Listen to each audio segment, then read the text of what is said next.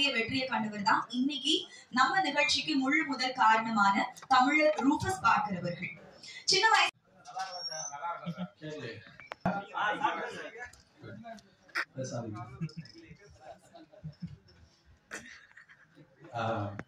எல்லாம் வல்ல இறைவனுக்கும் அவன் இல்லான் என்று சொல்லும் அன்பர்களுக்கும் என்னை உலகுக்கு தந்த உயிர்களுக்கும் என்னை உலகாக நியக்கும் உயிர்களுக்கும் இந்த மண்ணுக்கும் மூத்த கொடிக்கும் என் முதல் வணக்கம்.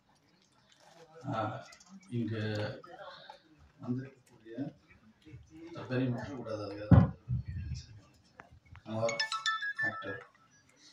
actress Komal, distributor R.K. Kannan, director Gnanan Jayaraman மற்றும் இந்த விழா நடக்க முக்கிய காரணமாக இருக்கும் PRO சாவித்ரி அவர்கள், PRO ஜான் அவர்களுக்கு முதலில் நன்றி. இந்த விழா எதுக்கு நடத்தணும் அப்படின்னு ஒரு கேள்வி இருந்தது. அதுக்கான ஒரு சின்ன காரணம் இப்போ ரூபஸ் பார்க்கர் கம்பம் ஊரை சேர்ந்தவர். அவர் கம்பத்திலிருந்து வந்திருந்தாலும் அவர் ஹாலிவுட் வரைக்கும் போய் கலிஃபோர்னியாவில் இப்போ 5 திரைப்படங்களை இயக்கியிருக்கிறார். He has produced 5 films. இப்போ அவருடைய பயணம் என்ன, அவருடைய கதை என்ன அப்படிங்கிறது தெரிஞ்சால் எல்லாருனாலையும் இது செய்ய முடியும் அப்படிங்கிற ஒரு என்கரேஜ்மெண்ட், ஒரு ஊக்குவிக்கக்கூடிய ஒரு கதையாக அமையும் உண்மை அப்படிங்கிறதுனால இந்த விழா எடுத்திருக்கிறோம். இதுதான் முதல் காரணம். ஸோ இதுக்கு ஒரு சின்ன கதை சொல்ல விரும்புகிறேன். நீங்கள் கோயிலெல்லாம் பார்த்துருப்பீங்க. யூஸ்வலாக ஒரு குட்டி யானை அந்த கோயிலுக்கு விட்டுருந்தாங்க அப்படின்னா அந்த யானைக்கு ஒரு சங்கிலி கட்டியிருப்பாங்க. அந்த சங்கிலியோட மறுமுனையை ஒரு கல்லில் இல்லைன்னா ஒரு தூணில் கட்டியிருப்பாங்க. அந்த யானை சின்னதாக இருக்கிறப்போ அந்த சங்கிலி கட்டியிருந்தாங்கன்னா அந்த யானை பெருசாக வளர்ந்ததுக்கு அப்புறமா அந்த சங்கிலியை அத்துக்கிட்டு ஓடக்கூடிய ஒரு பலம் இருந்தாலும் அந்த சங்கிலி இருக்கிறதுனால அந்த யானை ஓடாது. இதுக்கு என்ன காரணம் அப்படின்னா அந்த யானைக்கு ஒரு வலிமை இல்லைன்னு கிடையாது, அல்லது அந்த சங்கிலி பயங்கர ஸ்ட்ராங்கான சங்கிலின்னு அர்த்தம் கிடையாது. அந்த யானையுடைய மன வலிமை, அந்த யானைக்குரிய ஒரு மனப்போக்கு அல்லது அதோட மென்டாலிட்டி அது சப்ரஸ் அமுக்கப்படுகிறது. அதாவது சின்ன வயசுல இருந்தே ஒரு சங்கிலி இருந்தா உன்னால வெளியே வர முடியாது அப்படிங்கிறத அந்த யானைக்கு சொல்லி சொல்லி சொல்லி அது பெருசானதுக்கு அப்புறமாவும் தன்னால அந்த சங்கிலி அக்க முடியாது போல இருக்கு அப்படின்னு அது நினைக்கக்கூடிய ஒரு மனநிலைமைக்கு அந்த யானை போயிடும். இது எதுக்கு நான் உங்கள்கிட்ட சொல்றேன் அப்படின்னா, நம்ம வளர்றப்ப நம்மளுடைய சூழல், நம்மளுடைய நண்பர்கள், நம்மளுடைய பள்ளிக்கூடம், நம்மளுடைய ஆசிரியர்கள் எல்லாரும் சேர்ந்து இதுக்கு தான் நீ லாய்க்கு, இதுக்கு தான் நீ ஊர்படுவ, நீ இப்படிதான் ஆவ அப்படிதான் ஆவன்னு சொல்லி சொல்லி சொல்லி வளர்றப்ப நமக்கும் இவ்வளவுதான் நம்ம வீட்டுக்கு போல இருக்கு, இவ்வளவுதான் நம்ம செட்டில் ஆயிடுவோம், இதுக்குள்ள முடிச்சிருவோம் அப்படின்னு யோசிக்கிற ஒரு மனப்பான்மை வேண்டாம். அப்படி இல்லாம அந்த சங்கிலியை அத்துட்டு அதுக்குரிய எல்லா இடர்பாடுகளையும் மீறி ஒருத்தர் ஒரு விஷயத்த செய்யறப்பதான் அவங்க வெற்றி அடைகிறாங்க. அப்படி ஒரு சங்கிலியை அத்துட்டு போன ஒரு யானை தான் ரூபஸ் பார்க்கர். அவருடைய அத்தனை சிரமங்கள் என்ன அப்படிங்கிறது கூட பார்த்ததுல எனக்கு நிறைய தெரியும். ஸோ அது எல்லாத்தையும் தாண்டி தான் இப்போ அந்த 5 படங்களை தயாரிச்சிருக்கிறார். நம்ம ஊர்ல படம் தயாரிக்கிறது சிரமம். அதை விட நீங்க வேற ஒரு நாட்டுக்கு போய் படம் தயாரிக்கிறப்போ அதுல பலவிதமான ஜட்ஜ்மெண்ட், அதாவது நம்மை பற்றி ஏற்கனவே ஒரு ஒரு கருத்து இருக்கும். நம்ம தோல் நம்மளுடைய நிறத்தை வச்சே நிறைய விஷயங்களை முடிவு பண்ணிடுவாங்க. இவங்களுக்கு இவ்வளவுதான் தெரியும், இவங்களுக்கு இவ்வளவுதான் பேச வரும், இவங்களுக்கு இந்த விஷயம் தெரியாது, இப்படி ஒரு முடிவோட தான் நம்ம பார்க்கறதே பார்க்க போறாங்க. அப்ப அதுவும் ஒரு சங்கிலி தான் இல்லையா? நம்மளை பத்தி இன்னொருத்த என்ன நினைப்பான் அப்படிங்கிற ஒரு அந்த மனப்பான்மையை அறுத்து விட்டு போறது அப்படிங்கிறது ஒரு முக்கியமான விஷயம். ஸோ இதெல்லாம் தாண்டி தான் இப்போ இந்த 5 படத்தை அவர் தயாரிச்சிருக்கிறார். மென்மேலும் பல தயாரிப்புகளை செய்ததற்கு என்னுடைய வாழ்த்துக்கள். வந்தவர்கள் அனைவருக்கும் இனிய நன்றி. அத்தனை பத்திரிகை நண்பர்கள், ஊடகங்கள், சமூக வலைத்தளங்கள் இருந்து வந்தவர்கள் அனைவருக்கும் என்னுடைய நன்றி. சந்தோஷமாக இருங்க, ஹெல்த்தியாக இருங்க, நம்பிக்கையோடு இருங்க. வாழ்த்துக்கள். மாலை வணக்கம் அனைவருக்கும், பத்திரிகையாளர் ஊடகம் அனைவருக்கும் எனது மனமார்ந்த நன்றிகள். ஏன்னா கூப்பிட்ட குரலுக்கு எப்போதுமே ஓடி வந்து தமிழ் சினிமாவை சப்போர்ட் பண்ணுற உங்கள் எல்லோருக்கும் எப்போதும் என் மனமார்ந்த நன்றிகள். ஸோ இங்கேருந்து போயிட்டு வெளிநாட்டில் போய் படம் பண்ணிட்டு திரும்ப உங்களையே நம்பி வந்திருக்காரு சார் வந்து. ஸோ அவர் எப்போதும் சப்போர்ட் பண்ணிகிட்டே இருப்பீங்கன்னு நானும் நம்புகிறேன். மீண்டும் மீண்டும் நாங்களும் வருவோம். உங்கள் மூலியமாக நான் சொல்லிக்கிற கருத்து என்னவென்றால், நான் சின்ன படங்களை விநியோகம் செய்து கொண்டிருக்கிறேன் இதன் மூலியமாக. ஸோ நீங்கள் சப்போர்ட் பண்ணால் நான் கண்டிப்பாக எல்லோரும் நலிந்த ப்ரொடியூசர்களை சப்போர்ட் பண்ண நானும் தயாராக இருக்கிறேன். இந்த படம் என்கிட்ட வந்திருந்தால் நானே செய்திருப்பேன். பட் வரதுக்கான வாய்ப்பு கிடைக்கவில்லை. நான் வருத்தப்படுகிறேன். இருந்தாலும் அவர் சிறப்பாக வர வேண்டும் என்று நான் வாழ்த்துகிறேன். நம்மளை நம்பி வந்தவர்களை நாம் வாழ வைக்க வேண்டும். அவர் நம்மில் ஒருவன், நானும் உங்களில் ஒருவன். வாய்ப்பு கொடுத்த அண்ணன் ஜான் அண்ணனுக்கும் என்னை அழைத்த விருந்தினர்களும் அனைவருக்கும் நன்றி. இருக்கவங்களை எல்லாமே பார்க்குறதுக்கு நம்ம ஆர்கர் சார் வந்து ஒரு நம்ம எல்லாமே ஒரு ப்ரவுட் இந்தியன் மட்டும் இல்லை, இஸ் அ ப்ரவுட் தமிழன் ஆல்சோ. என்னென்னா சிட்டி ஆஃப் ட்ரீம்ஸ் படம் வந்து ஆஸ்கர்ஸ்க்கு போயிருக்கு, ஆஃபிஷியல் லைப்ரரிக்கு. அதுக்கே ரொம்ப பெருமையாக இருக்குது சார்.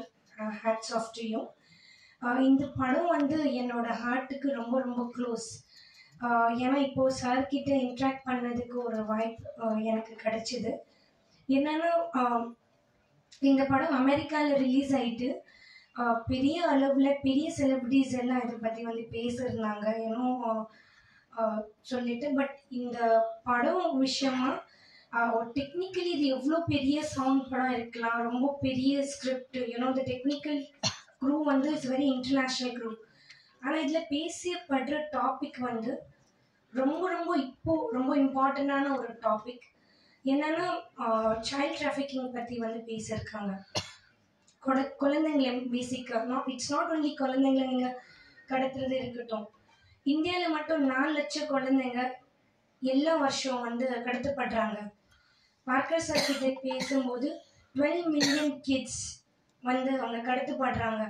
அது பேசிக்காக நம்ம பார்த்தோன்னா மோரோவர் அவங்க வந்து ஒரு செக்ஸ் டிராஃபிக்கிங் இருக்கட்டும், இல்லைன்னா அவங்களோட ஆர்கன்ஸை வந்து அவங்கள விற்பாங்க, அவங்களோட ஸ்லேவரியாக விற்பாங்க. ஆக்சுவலி லைக் அவங்க சைல்ட் லேபருக்காக வந்து யூஸ் பண்ணுவாங்க.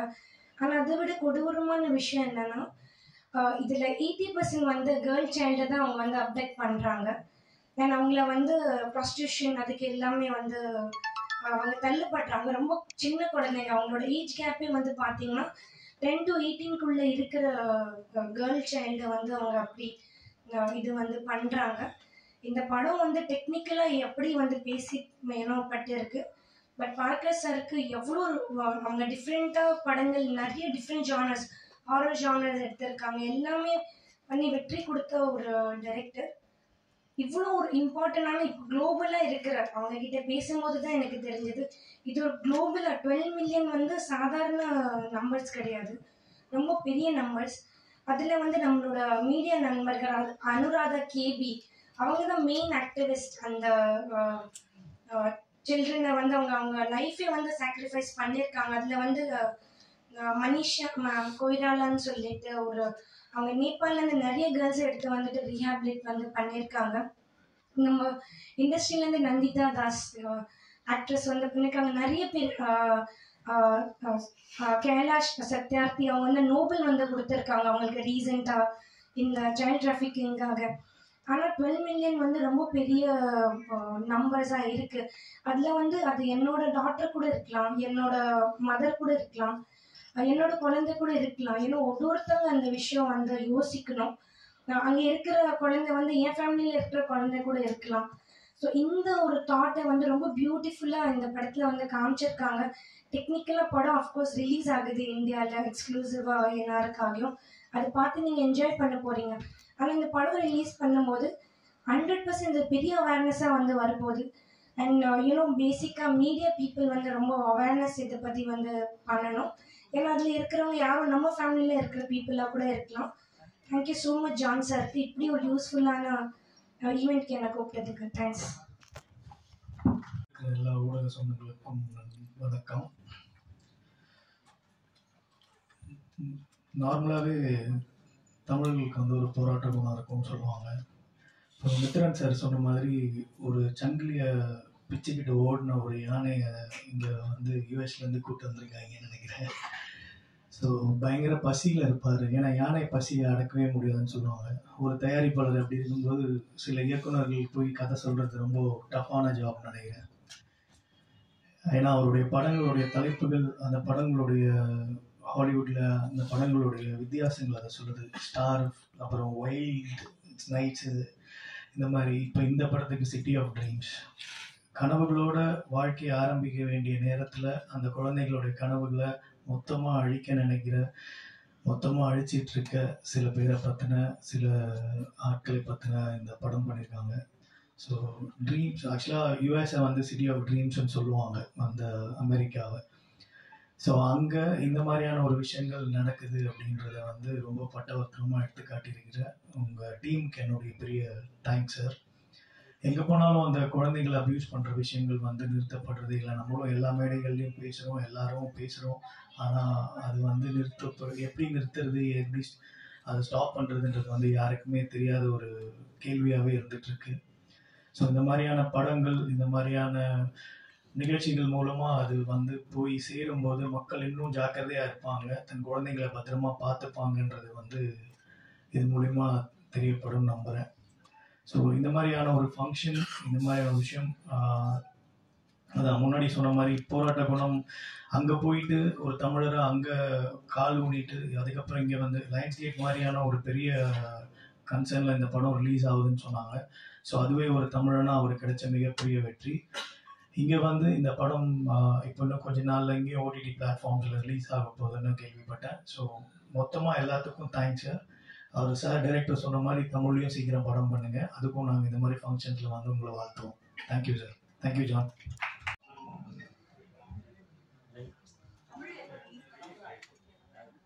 டேட் எனக்கு இன்னும் தெரியல, பட் நெக்ஸ்ட் வீக் ஏன்னா வேர்ல்டு வைடு ஃபுல்லாக ஒரே டேட்டில் ரிலீஸ் பண்ணுறாங்க. டிஸ்ட்ரிபியூஷன் கம்பெனி, பெரிய கம்பெனி கொடுத்தோம்னா அவங்க தான் சப்மிட் பண்ணுறாங்க. ஸோ மெஜாரிட்டியை வந்து எல்லா கண்ட்ரீஸ்லையும் அசோசியேட் பண்ணிட்டு release date, but it's coming next. Sir, இந்த ஆஸ்கார் செலக்ட் பண்ணது வந்து சொல்லியிருந்தீங்க, அது புரியும்படியாக சொல்லுங்க. இப்போ வந்து ஆஸ்கார் அகாடமியில் வந்து லைப்ரரி, இந்த லைப்ரரியில் வந்து நீங்கள் ஆஸ்கார் நாமினேட்டட் இருந்தாலும் அந்த லைப்ரரியில் வர வைக்க மாட்டாங்க. ஒரு லிமிட்டட் மூவிஸ் தான் லைப்ரரியில் பார்ப்பாங்க. ஸோ அது வந்து ஒரு பெரிய ஹானர். ஒரு 4 வருஷத்தில் 5 வருஷத்தில் ஒரே ஒரு படம் தான் எடுத்து இந்த லைப்ரரியில். So we got the honour to keep இந்த அகாடமிலேயே படம் போடலாம் சார், அகாடமி மெம்பர்ஸ்க்கு.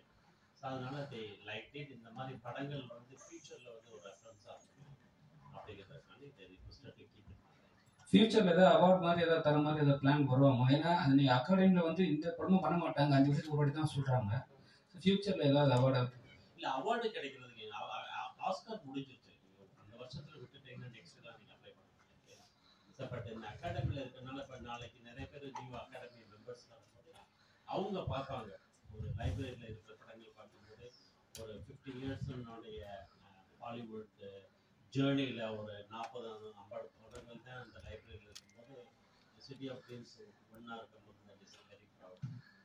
சரி, இந்த மூவி அமெரிக்கா ட்ரம்ப் புரியும் போட்டுறேன்னு சொன்னீங்க, அதனால தான் கொஞ்சம் வெளியில் டாக் ஆகும் போச்சு அப்படின்னு. ஸோ தமிழ்லையும் அதே மாதிரி பெரிய செலிப்ரிட்டியை பார்த்து விஜய் அவர்கள், ஏன்னா இப்போ சமீபமாக பார்த்தீங்கன்னா நல்ல படம்லாம் கூப்பிட்டு அவரே அவருடைய ஆஃபீஸில் இப்போ இது பண்ணுறாரு, ஸோ ப்ரொமோஷன் பண்ணுறாரு. ஸோ அவரை ட்ரை பண்ணலாமே நீங்கள்? எனக்கு இங்கே யாருமே தெரியாதுங்க, உங்களுக்கு தெரிஞ்சுன்னா சொல்லுங்கள். I very happy to show the movie to any. மெயின் ஜானன்னு ஒருத்தரை பிடிச்சிட்டீங்க. யா பண்ணலாம். சரி, அங்கே வந்து நான் இருந்தனால இட் வாஸ் எவ்ரிடே நான் போய் பார்த்து இது பண்ணி கொண்டு வந்தேன். ஆனால் இங்கே வந்து I cannot be here for another 5 months. அப்படி இந்த மாதிரி எக்ஸ்டர்னல் யாராவது ஹெல்ப் பண்ணால் I love to show the movie to. So இந்த மூவிக்கு அடுத்தது வேற யாராவது வெளியில் இங்கே தமிழ் டைரக்டர்ஸ் அப்ரோச் ஏதாவது வந்திருக்கா, கதைகள் வருதா, நீங்க பண்றதுக்கு தயாரா இருக்கீங்களா? மித்ரன் இல்ல மித்ரன் சார் ஓகே, அவரை தாண்டி வெளியில இருந்து அவரை நீங்க ஸ்டோரி கேட்கறதுக்கு ரெடியா இருக்கீங்களா அப்படின்னு கேட்கணும். இல்ல ஸ்டோரி வந்து the process in Hollywood is very different. Story நம்ம கேட்கணும். It's all script. The script ஒரு script இப்போ வந்து I have a creative team. அவங்க படிச்சுட்டு if it is recommended then I will take this. Then if I read multiple times then okay this is the script I want to do. I will do. அந்த மாதிரி ஒரு குவாலிட்டியான பண்ணக்கூடிய script கிடைச்சு